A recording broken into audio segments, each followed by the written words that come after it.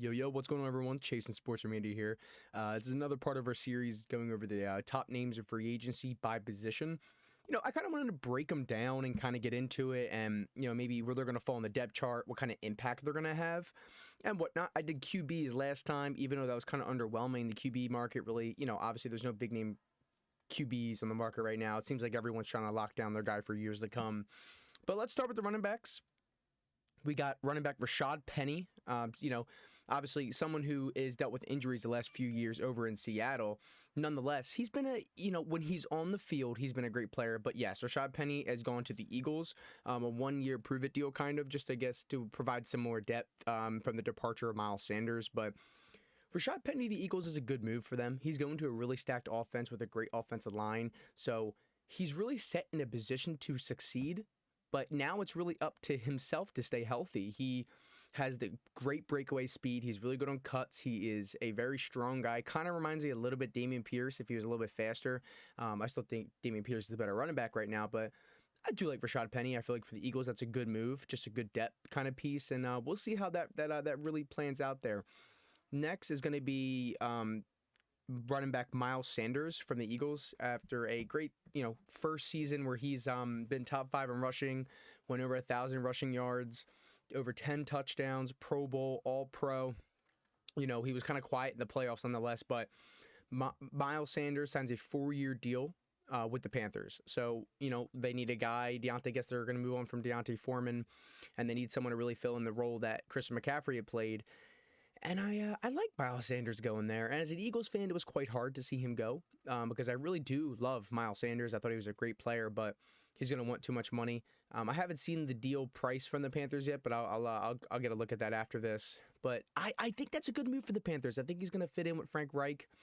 He has experience with Frank Reich, for what I remember. Or no, maybe he didn't. Maybe he was the year after. But nonetheless, I think that whoever quarterback that they have next year down in for the Panthers will be fitted well with the better offensive line, a good run game, and hopefully they get some good wide receivers. But I definitely like Miles Sanders. He is also his breakaway speed. He's really good at getting a high average, like 5 to 6 yards a carry. He can break tackles, but he's more of he likes to get to the outside and stretch a 5-yard run into a 7 or 8-yard run, and he'll never stop. Next running back, surprisingly, Jamal Williams leaves the Lions, which was quite, I was questioning that because he was like their heartbeat last season. He was the one guy that you always saw in the media when it came to Lions, but no, Jamal Williams is going to the Saints. Jamal Williams signs a multi-year deal with the Saints to go over there and be their running back 1, bearing that Alvin Kamara will be off the field. He'll be dealing with some jail time possibly from recent reports about him, beating someone up in Las Vegas or assaulting them, obviously is severe. So signing Jamal Williams is a great move for them. Look, Jamal's the power back, man. He likes to steal touchdowns as someone who was a DeAndre Swift fantasy owner. Jamal Williams likes to steal touchdowns, but I love Jamal Williams. He's a great attitude, great person to have on the team, great locker room mentality, and a great running back. He'll get a lot of touchdowns, and he'll give you a few yards a pop. Surprisingly, another move, Ezekiel Elliott is now a former Cowboy. He was released, cut. He is now a free agent, so he's going to be on the open market, which is end of an era for Dallas. They're committing to Tony Pollard. Tony Pollard did get franchise tagged. So Ezekiel Elliott, Tony Pollard. Tony Pollard took the show over, and he kind of did last year, to be honest. He kind of dominated the backfield touches and whatnot last year. So yeah, I mean, I could definitely see why they're releasing Zeke. Zeke isn't the same player as he used to be. He doesn't have that speed to really make cuts as much anymore. He's not a threat in the receiving game as he used to be. And it's like Tony Pollard looks like a younger him at times. So I understand that move, definitely. Running back David Montgomery goes to fill the void for the Lions, and David Montgomery goes from the Bears to the Lions, so from rival to rival, which is quite funny. But David Montgomery, I think for a few years there when Matt Nagy was there, he was underutilized, and I think when he's used correctly and he stays healthy, I think he's a good running back. I think he runs hard.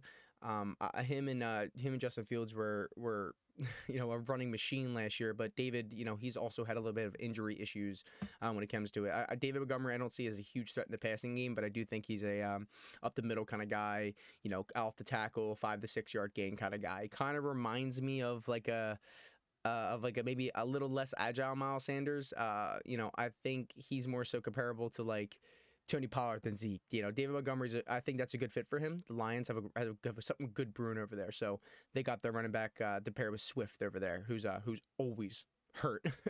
Running back Alexander Mattison, the longtime backup for Dalvin Cook, stays with the Vikings. Every time Dalvin gets hurt, Alexander Mattison just like has a great fantasy game or two. Like I like Alexander Mattison. He just hasn't had his chance to get number one reps as much as last year. They sprinkled him in a little bit, and he was very productive with what he got. But he never got that starter role really. Only when Dalvin Cook's hurt. So I would have liked to seen Alexander Mattison maybe go and get his money somewhere elsewhere, and maybe take a starter job. But I think he'll still serve as the number two, bearing that Dalvin Cook doesn't get traded or whatnot. But that's a good number two to have. I mean, Alexander Mattison is a great number two to have. Running back James Robinson, who was previously on the Jets, signed with the Patriots. So they're going to pair him with Damian Harris, Ramondre Stevenson, and now James Robinson. I think they're going to move one of those guys, I would assume. But James Robinson's someone who like kind of had a little bit of a fall off, right? And very unexpected for the most part, because I like James Robinson coming out of the Jaguars, and then they went ahead and drafted Travis Etienne, who went off, and then James Robinson gets traded to the Jets to fill in for Breece Hall, and then Zach, or is it Donovan, or it's like Zach or Donovan Knight comes up, and he gives James a run for his money, and James kind of just falls in the depth chart, and now he's for the Patriots. I think Bill will find a way to get him involved.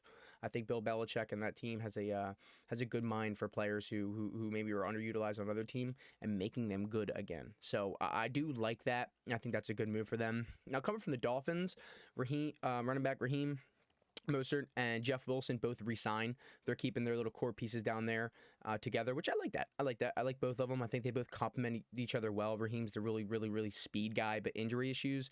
Jeff Wilson's he's more of a power kind of guy. He also has finesse as well, but he gets the tough yards, and he's also injury. So those two, guess the games that they're missing, they'll both fill each other up. But nonetheless, I hope those two have a good season, and I like them both. I like Raheem Mostert. He had that like Super Bowl season that he played really well in against the Chiefs a few Super Bowls ago, and then he he then went to Dolphins, and he hasn't been quite that good. But injuries has really riddled his career, and Jeff Wilson's coming from the Niners as well. So yeah. Next, we have Austin Ekeler, who's currently on the trade block. He's still a Charger. He's just on the trade block. He has gotten permission to seek another team for a trade, which is, quite interesting as well. Austin Ekeler, such a huge talent, phenomenal stats this year. Phenomenal stats. So that's going to be interesting where he goes. They're not going to give him up for cheap, I would assume. Definitely not. And I would hope that they want to keep him around the Chargers. So I don't know. Eventually, I do think he stays, though. I think he stays personally. Next, we have running back Gus Edwards. Gus Edwards stays with the Ravens. No, they're always like a down a running back, up a running back, down a running back. They also signed, and I'll put it in here as well. Gus and Justice Hill both are staying with the Ravens, and honestly, their injury concerns just are ridiculous over there when it comes to running backs. It's like they have a new running back playing each day. But yeah, nonetheless, that's all the big name guys. I just want to go over the real big name players. Again, you have like Corey Clement to the Cardinals, who's been a depth guy. Samaje Perine to the Broncos, which is another, quite good one. Boston Scott to the Eagles. He's been there for a few years now, the giant killer. You have J.D. McKissick, who will now be a free agent. That's another one that's quite interesting. Craig Reynolds to the Lions. Matt Breida to the Giants, and Naheem Hines will be staying with the Bills. But yeah, that's it, guys. That's all I got for you guys today. Leave a comment, put the post notification bell on, and as always, guys, have a great day.